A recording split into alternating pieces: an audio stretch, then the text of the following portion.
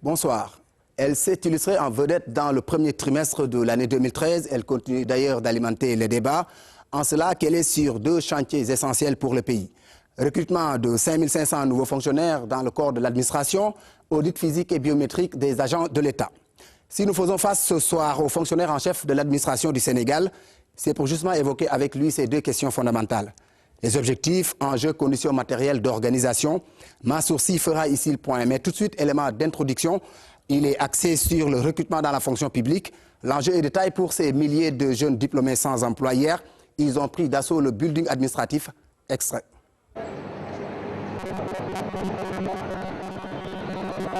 Je suis un jeune diplômé. Je suis venu pour déposer pour la fonction publique. Vous voyez même la situation. Il y a du monde. Il y a des gens même qui passent ici la nuit. Ce qui est déplorable. Donc il faut déposer. Je dépose comme tout le monde. Vous constaterez qu'il y a tellement de diplômés, tellement de jeunes diplômés qui veulent déposer, mais il n'y a pas une possibilité, d'accès. Vous êtes le ministre de la fonction publique, vous avez entendu ces jeunes. C'est le recherche au building administratif. Hein. Beaucoup de jeunes n'ont pas pu déposer, mais il paraît qu'aux dernières nouvelles, vous avez repoussé la date. Est-ce que vous pouvez apporter des confirmations par rapport à tout ça? Je vous remercie. Je voudrais commencer par saluer vos téléspectateurs. Je crois qu'aujourd'hui, qu'on vient de voir une image importante d'une jeunesse qui a retrouvé la confiance en son administration. C'est un aspect important. Je pense que pour la première fois dans l'histoire de notre pays, le président de la République a annoncé que la fonction publique va recruter. Il s'en est suivi la publication des profils des différents postes. Et bien sûr, la possibilité pour chaque Sénégalais de pouvoir déposer un dossier parce que l'accès est égal à tous les citoyens. Et aujourd'hui, on vient de voir que beaucoup de Sénégalais sont venus déposer. Et pour leur permettre de pouvoir le faire dans toute tranquillité, dans les conditions maximales, on a décidé de reporter. Et de reporter au 8 mars pour leur permettre de le faire. Ils en ont encore pour 2 semaines. Ils en ont pour 2 semaines, mais nous en avons profité aussi pour leur rappeler qu'au niveau régional, ils peuvent procéder au dépôt. Vous savez déjà qu'au niveau de chaque inspection régionale du travail et de la sécurité sociale, il est possible de déposer son dossier. Il appartiendra bien sûr à l'administration de prendre les dispositions nécessaires pour tout remonter. Donc toutes les dispositions sont prises au niveau régional pour que les gens puissent déposer dans de bonnes conditions? Les dispositions sont prises. Vous savez que dans les inspections régionales existent déjà des bureaux de main-d'œuvre, donc des personnels qui sont déjà suffisamment préparés pour les recevoir, pour enregistrer leurs demandes, pour leur donner des éléments nécessaires, à savoir des reçus qui leur permettent d'avoir par eux la preuve qu'ils ont déposé leur dossier. Nous en venons maintenant au sujet en tant que tel. Hein. On parle souvent de fonction publique, de recrutement dans la fonction publique. Quelles sont les conditions d'accès justement dans la fonction publique? Qui en a droit, qui n'en a pas droit? Pour accéder à la fonction publique, il faut être un Sénégalais et remplir un certain nombre de conditions. C'est-à-dire que l'État, de manière générale, a ses démembrements et a pour mission de mener tout ce qui vont permettre d'assurer aux Sénégalais, tout ce qui va leur permettre de pouvoir assurer ses missions régaliennes. Et c'est dans ce sens que l'État recrute une fonction publique, ça permet à l'État de mener sa mission de service public. Le ministère de la fonction publique est un ministère qui centralise les demandes qui proviennent des ministères. Chacun des ministères élabore ses besoins, détermine les profils des postes qui sont intéressés, et tout ce travail est envoyé au niveau du ministère de la fonction publique, qui les centralise et qui les soumet à Monsieur le Premier ministre. Okay. C'est le processus d'organisation, nous allons y revenir tout à l'heure, mais là nous parlons du recrutement en tant que tel. En 5500 personnes, mais le corps militaire et paramilitaire ont déjà pris presque les 3/5 de cela, près de 3000 places. Qu'est-ce qui a expliqué ce déséquilibre? J'expliquais tantôt qu'il ne s'agit pas de déséquilibre.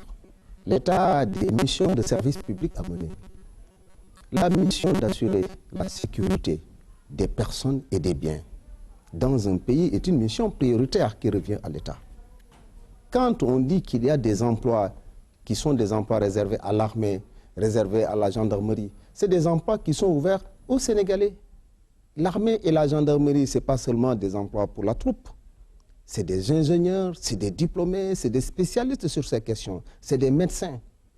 Il ne faudrait pas qu'on puisse percevoir les emplois ouverts pour l'armée comme des emplois qui viennent en moins sur les emplois ouverts aux diplômés. Nous avons une armée de métiers composée de professionnels où tous les Sénégalais qui ont les diplômes nécessaires peuvent bien compétir. C'est donc un aspect important. Mais ça laisse quand même moins de chance aux autres Sénégalais, dans les autres secteurs aussi. Oui, les autres Sénégalais, ils ont d'abord la possibilité de compétir parce que l'armée ne prend que des Sénégalais.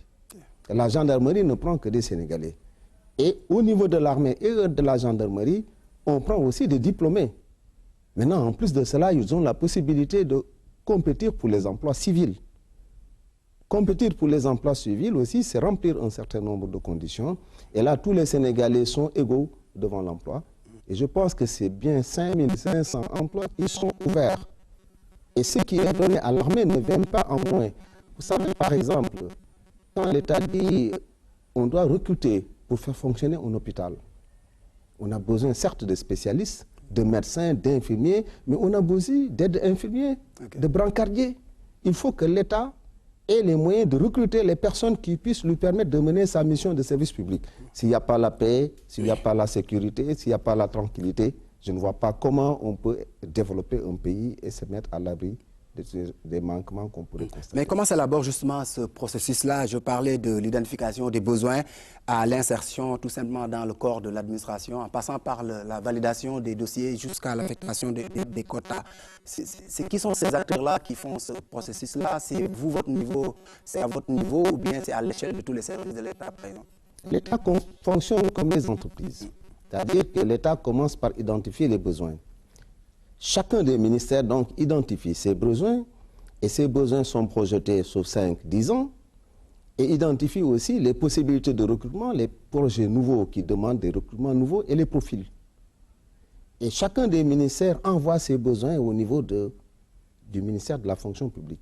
Mais vous savez que le ministère de la fonction publique, l'État de manière générale n'a pas la possibilité de satisfaire tous les besoins, ce qui fait qu'il y a toujours un arbitrage. Comment se fait cet arbitrage-là? Cet arbitrage se fait sous la supervision de M. le Premier ministre, qui convoque tous les ministres, avec le ministère des budgets, avec les possibilités de l'État, pour pousser tout le monde, pour aller jusqu'au bout, pour qu'on puisse recruter suffisamment de personnel dont nous avons besoin, mais dont nous avons les moyens. Et à l'issue de cet arbitrage, il y a ce qu'on appelle les autorisations, qui sont communiquées à chacun des ministres, et on engage les procédures de sélection après les procédures d'affectation. Ce n'est pas la fonction publique qui détermine les profils.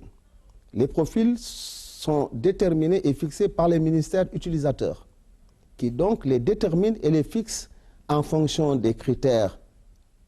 Par exemple, en termes très simples, ça veut dire quoi? Ça veut dire, par exemple, vous prenez le ministère de la Santé, qui dit, bon, je veux recruter un spécialiste, je veux recruter un kiné, ou bien je veux recruter des sages-femmes, ou bien je veux recruter des infirmiers. C'est en rapport avec son programme, qui a donc un plan quinquennal, décennal de développement de ces différentes structures.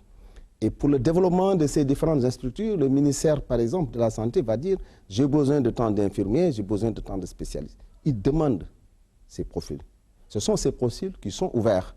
Le ministère de la fonction publique ne fait que publier ces profils, organiser la concurrence, organiser la sélection, et après avoir sélectionné, réaffecter ce personnel au niveau du ministère. Vous savez que ce sont les ministères qui ont un pouvoir qu'on appelle le pouvoir de gestion. Dans l'administration, il y a deux types de pouvoirs. Il y a le pouvoir d'administration.